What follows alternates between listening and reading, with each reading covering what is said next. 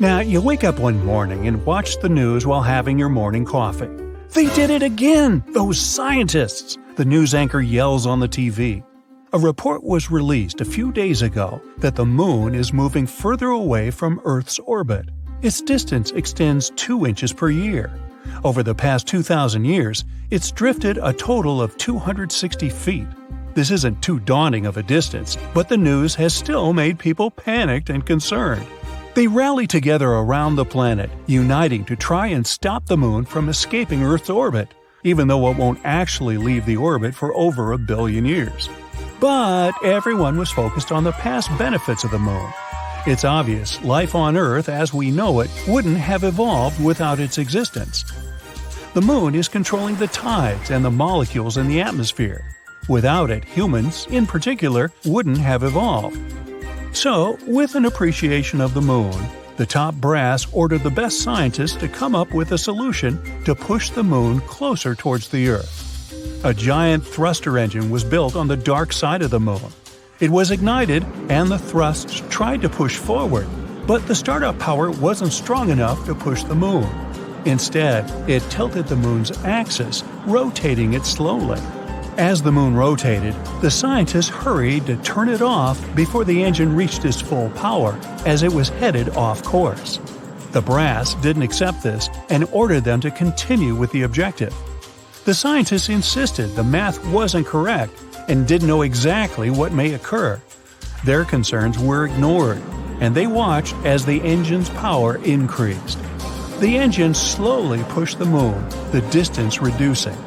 But as it was provided at the wrong moment, the angle it was aimed at would provide complications. The thrust and gravity from the Earth ensured the moon followed the orbit at a reduced distance. But with the combination of the initial thrust on an indirect angle, the moon was directed away from the Earth, quickly moving further off its trajectory on a path to leave the orbit altogether. As you finish your breakfast and turn the TV off, you go outside to look at the moon. It sits high above, seemingly fine. Surely, the news anchor was just exaggerating. You go to work. The issues of the moon are now just an afterthought. Even if it was true, how could it possibly affect your day? The morning feels normal, just another day at the office, as it turns out. During your lunch break, you head into town and notice on your way that the wind is picking up, getting stronger and colder. It must be a storm approaching. You quickly check on the moon. It appears smaller, about half the size of what it was this morning. But it's midday, so it's supposed to be that size, isn't it? After you finish your meal at the restaurant, you leave to find it's becoming darker. The wind is much stronger than earlier, but there are no storm clouds in the sky. People in the streets are pointing towards the sky, shocked at something, probably an eclipse. As people begin running in the streets frantically, you look above and can't see the moon. Confused by everything, you decide to head home for the day. When you arrive home, you turn on the TV. The news anchor, who is now more serious than earlier, explains that the moon has left the Earth's orbit altogether and is flying off somewhere into space. The loss of the moon means the daily cycle has changed. Now, there are only 6 to 12 hours of sunlight a day and over 1,000 days per year. "I only have to work half as much," you say excitedly, pumping your arms in the air. The lack of the moon creates a completely different world. The pull of the moon's gravity is what keeps the Earth in a place at 23.5 degrees angle, ensuring the weather patterns and normal days that we're accustomed to. Baffled by all the scientific information, you go outside to just confirm you aren't being pranked. The shorter working week seems too good to be true. As you look out into the sky, you notice the stars are brighter than you have ever seen. You can clearly see the outline of the Milky Way's arms. The stars are far more numerous than you remember, with Venus glowing far brighter than them all. It's a beautiful sight, but you're not sure whether a clearer night sky was worth the moon's removal. You have never been interested in astronomy. You decide to go to bed. It's a good idea to adjust to the new night and day cycle. You set your alarm for 2 hours. That should be enough, you say to yourself happily. Tomorrow is Saturday after all. You need to get up early to go surfing. Gotta catch those high tide waves. You wake up, get your things together, and drive to the beach. The news on the radio explains some issues about how the Earth is now more defenseless to asteroids without the moon. Then they talk about some issues with the tides. Something about how the tide is now 1/3 the size it used to be before. You're unsure how this could affect the waves. Maybe it means they will be larger. You park at the beach, grab your board, and look towards where the surf should be. It should be high tide, but the sea is somehow a lot further away than normal. You shrug off the hurdle of having to walk towards the water. After a long, enthusiastic walk toward the gnarly waves, your mood changes as you approach, staring blankly at the tiny waves. Upset, you head home. While driving, you listen to the news and pay more attention to the information provided. In place of structured seasons, there are only erratic weather patterns. Winds are faster and stronger, creating more powerful storms, and in some places, there are just stagnant conditions. The equator is no longer always warm. The poles aren't constantly cold. The depths of water shrink. Tides only adjust to the sun's gravity, reduced to 1/3 of the pre-moon depths. Throughout the world, the seas change in altitude, shrinking at the poles, and the bulge of water around the equator shifts. The moon regulated the tides and provided the periodic changes that were a key element to assisting with life on Earth. Aquatic life forms are displaced within shallows worldwide. Life cycles of important microbial life have been upset. You couldn't imagine that something as simple as a change in the tides could be so important to billions of life forms. Water and precipitation, which is distributed across the globe, cannot provide sustenance where they did before. The weather has become more extreme, hotter for longer periods and colder for other parts of the Earth. Over time, some thousands of years in the future, dry deserts will transition into ice ages. These intense changes disrupt the natural order of all things for life on Earth. Not only did the moon control the tides and weather, but it used to pull molecules within the atmosphere as it moved. The now constant movement disrupts molecules, creating barriers for future evolution. You arrive home, upset after learning the disheartening news. Not only will you never be able to surf again, but all life on Earth will change. An age of devolution has begun. Over the next year, flora and fauna changed to adjust to this new world. Migratory animals that would travel toward greener pastures find nothing at all. Birds are completely confused, with no end to the change in seasons. Hibernating animals delve in and out of their shelters at the incorrect times, and vegetation struggles to grow at the lack of sunlight. Nocturnal animals cannot see without guided assistance from the reflection of the moon. Although Venus is the brightest source of light when it's dark, it's only 1/1000th of a fraction as bright as the moon was. Predatory animals that hunt during the night are not capable of finding their prey, providing an opportunity for smaller animals to thrive. Although life on Earth has changed, it will continue to exist. But the sudden adjustments will become a test for all walks of life. Over time, it will be very interesting to see what species have adapted and evolved. A world where rats and mice would be more prominent due to their adaptive capabilities could create a new dominant species to emerge. In millions of years of evolution, their descendants will primarily flourish. We could see buffalo-sized mouse herbivores crossing the plains and tiger-sized rats roaming within the jungles. Tree-faring mice with long arms may swing amongst the branches. Others will probably move to the seas in place of mammals to feed upon aquatic life. Wide-eyed predatory rats may occur to have similar traits to bats, with echolocation, becoming the conquerors of pitch-black nights. All the new species that will emerge, undoubtedly, will continue to be monitored by humans, wherever we may be.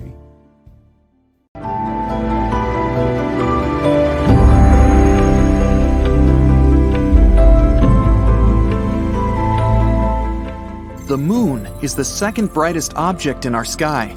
At the same time, among other astronomical bodies, it's one of the dimmest and least reflective. Our natural satellite only seems bright because it's so close to Earth. For comparison, our planet looks much brighter when you look at it from space. It's because clouds, ice, and snow reflect way more light than most types of rock. Triton, Neptune's moon, has all its surface covered with several layers of ice. If this satellite replaced our current moon, the night sky would get 7 times brighter. The closer the moon is to the horizon, the larger it looks. This phenomenon is called the moon illusion. One of the theories explaining it claims that the atmosphere plays the role of a magnifying glass, which makes the moon look bigger. In reality, if the atmosphere had a say in it, the moon would actually look smaller, not bigger. Most experts believe that the illusion is created by your own mind. It can increase the moon's size more than twice. When Earth's satellite is high up in the sky, you don't have any visual cues about how far away it is. But when it's near the horizon, you can see objects surrounding it in detail. It makes the moon look larger. But it's just one of the many theories explaining the phenomenon. By the way, you can trick yourself out of this illusion if you bend down and look at the moon upside down through your legs.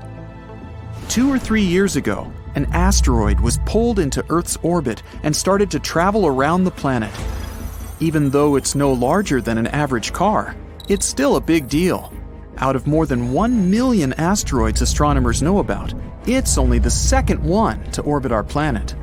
Called 2020 CD3, it's our temporary mini-moon. It won't be with Earth for long, though. The asteroid is following a random orbit and is slowly drifting away. Temporarily captured objects, such as 2020's CD3, are rare. They need to have specific direction and speed to be caught by Earth's gravitational pull. Otherwise, they either crash into the planet or fly in another direction.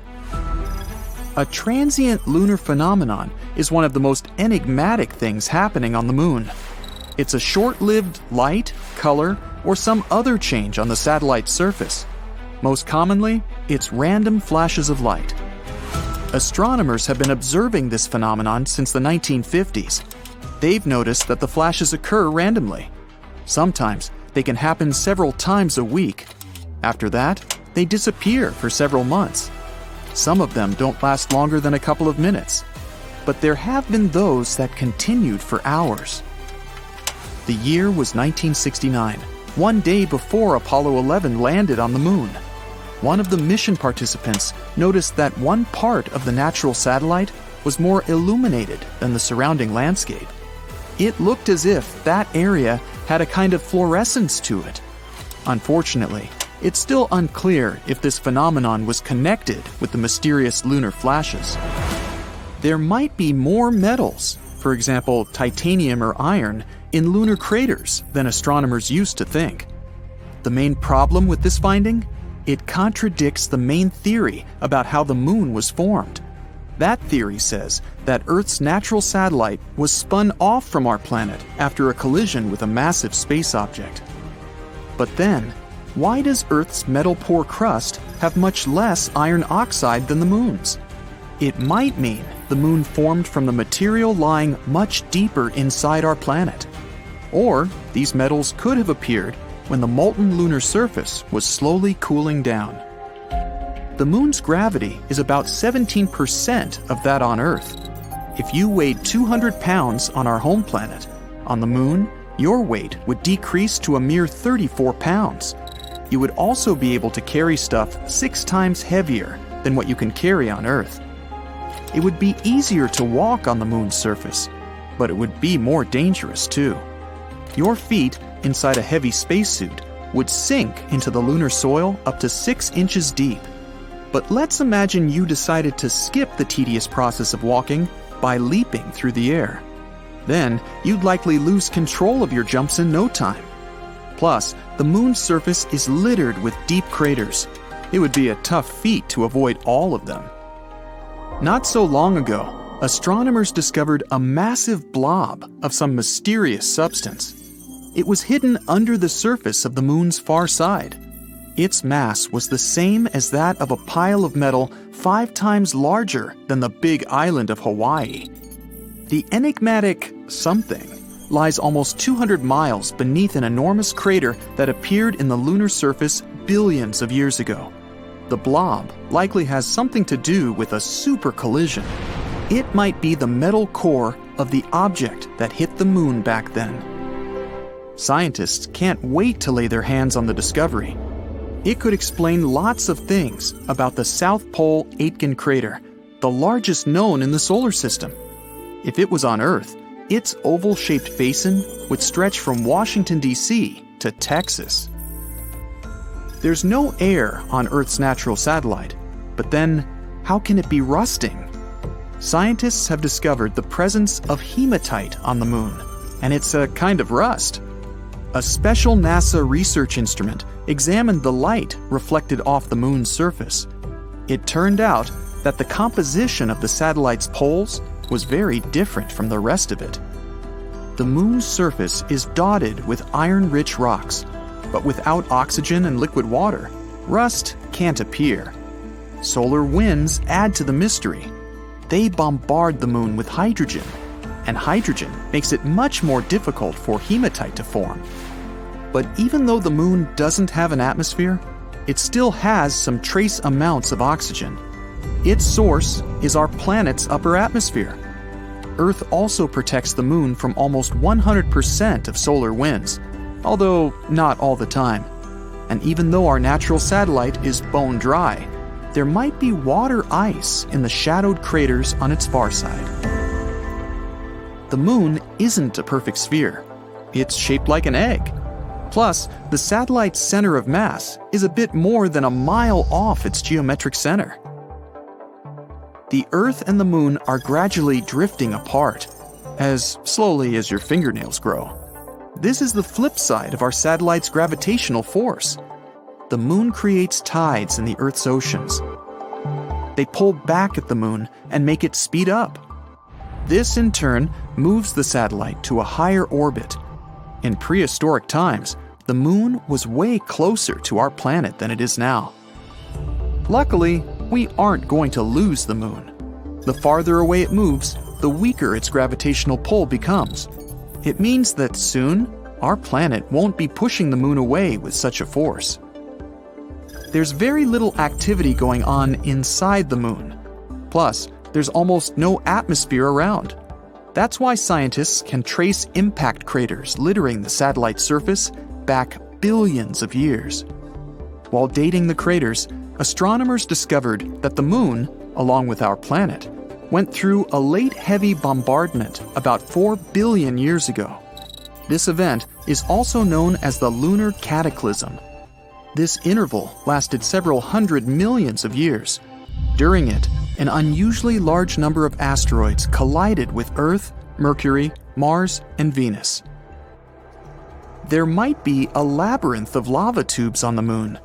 Not long ago, astronomers received the results of an underground lunar topography.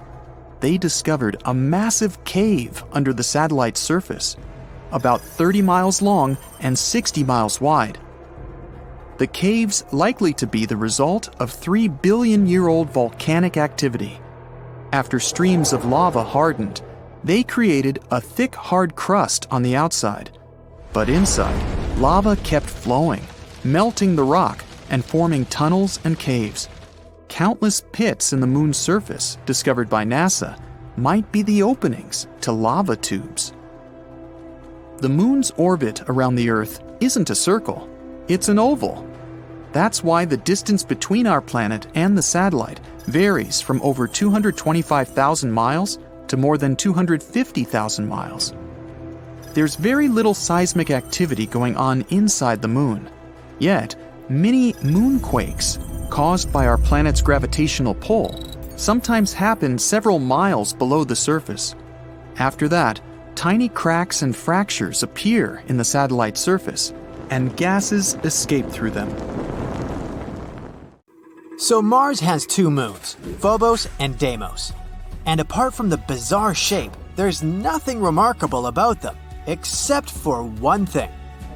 Not so long ago, scientists discovered a strange phenomenon on the surface of Phobos, and they still can't find any explanation for it.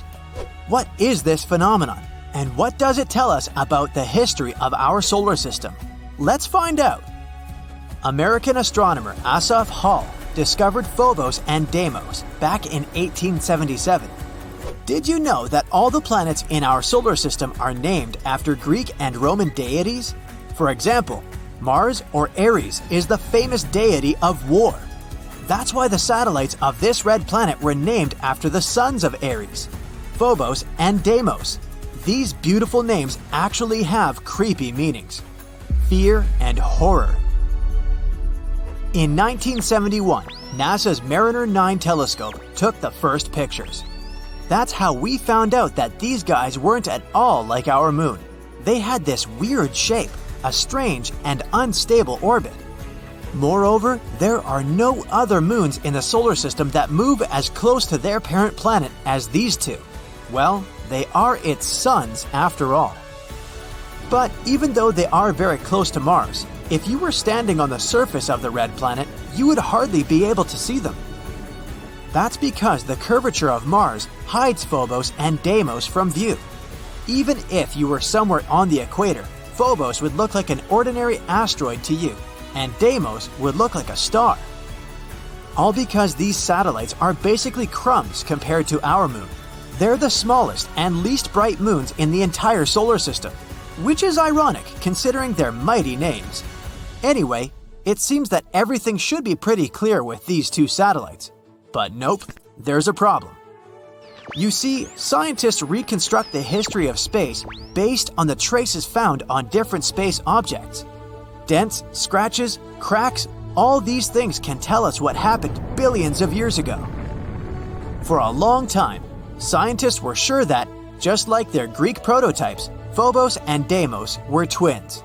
But then, NASA's Viking orbiter took new photos of the satellites, and that's when they discovered a significant difference between the two. The entire surface of Phobos was covered with huge grooves. Those were a series of long, deep pits stretching from one end of Phobos to the other. You may say, what's the big deal? All space objects have this kind of stuff on them. And yeah, there are other satellites with similar grooves and scratches, but none of them has as many as Phobos. It's completely covered in grooves, and they're huge, up to 12 miles long and 660 feet wide. And that's not all. Some of these grooves intersect with others. This means that Phobos has experienced not one, but many traumatic events. But what exactly happened to it? Actually, scientists are still not completely sure. However, they have a few ideas. And these theories can tell us not only about the past of Phobos, but also predict its future. Theory 1. Asteroid impact. Well, the first suspect is quite obvious. There's a large, almost 6-mile wide crater on Phobos. It's called Angeline Stickney. It was named after the wife of Asaph Hall, the scientist who discovered the satellites. Adorable. So that's what the first theory sounds like. Once upon a time, an astronomical body crashed into Phobos. The impact was so strong that it left a large crater. And the effect of the collision left a bunch of grooves everywhere on Phobos. It sounds logical at first. However, scientists have noticed a flaw in this theory. They learned that these grooves actually formed not inside the crater, but next to it. So it wasn't a collision that created them. Besides, what about those grooves that intersect with the others?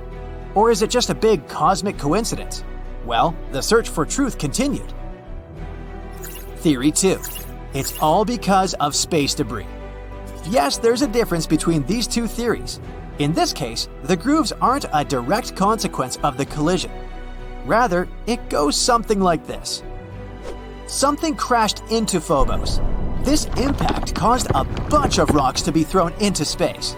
Some of them were lost in the universe forever, but others were small enough to be pulled back to Phobos. Passing next to the moon at a steep angle, they would crash into it, jumping away, and so on. And since the gravity of Phobos is very weak, perhaps they couldn't stick to it.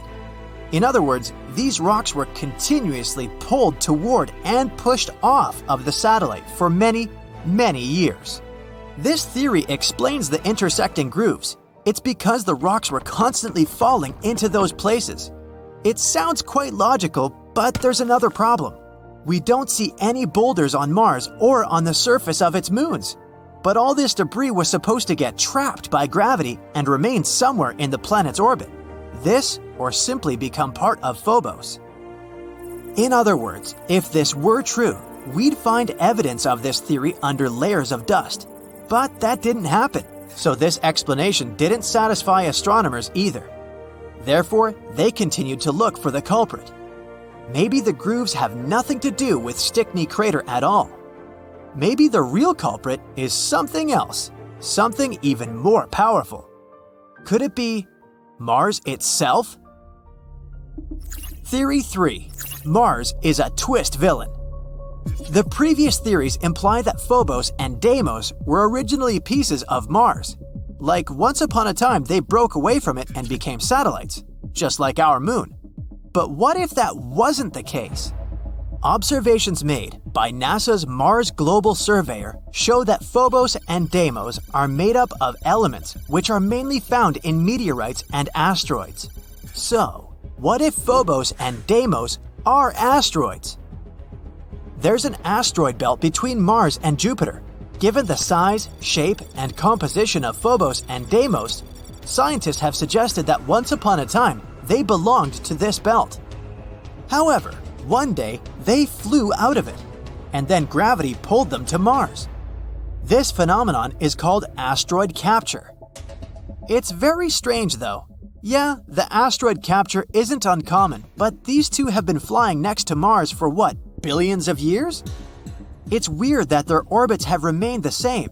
In addition, the atmosphere of Mars is very rarefied, and because of this, it could hardly capture any asteroids. In theory, they should have separated from Mars at the first opportunity. However, this didn't happen. It means that somehow they got stuck, and Mars immediately began to destroy them. Yep, an unexpected twist. In this version, Mars turns out to be a villain. By studying the past, we've found some evidence of future crimes. The mysterious grooves of Phobos could be caused by tidal forces between Mars and Phobos. The Moon and Earth also exchange these, slightly distorting each other. But since Phobos is much closer to Mars, the impact of gravitational forces is much stronger. In other words, the gravity of Mars is gradually destroying Phobos. Every 100 years, the satellite gets 0.7 inches closer to Mars. It also shrinks as much as 6.5 feet, becoming even more fragile and weaker. The smaller it gets, the more the tidal forces impact it, creating strange grooves and scratches on Phobos. Yep, somewhere in 30 to 50 million years, Phobos will either collide with Mars or disintegrate and turn into a bunch of small rocks. And then Mars will also have rings, like Saturn and Neptune. That's why Phobos is called the doomed Martian moon. Anyway, these are all only theories, but the dramatic backstory of Phobos gives us an idea of how dynamic extraterrestrial objects can be. The more we learn about them, the more we discover about the secrets of the origin of not only Mars, but also other objects in our solar system. If one day we really colonize Mars, studying its moons can help us a lot. Let's hope that the upcoming MMX mission will reveal some of the most exciting secrets Mars's moons are hiding. That's it for today. So hey, if you pacified your curiosity, then give the video a like and share it with your friends. Or if you want more, just click on these videos and stay on the bright side.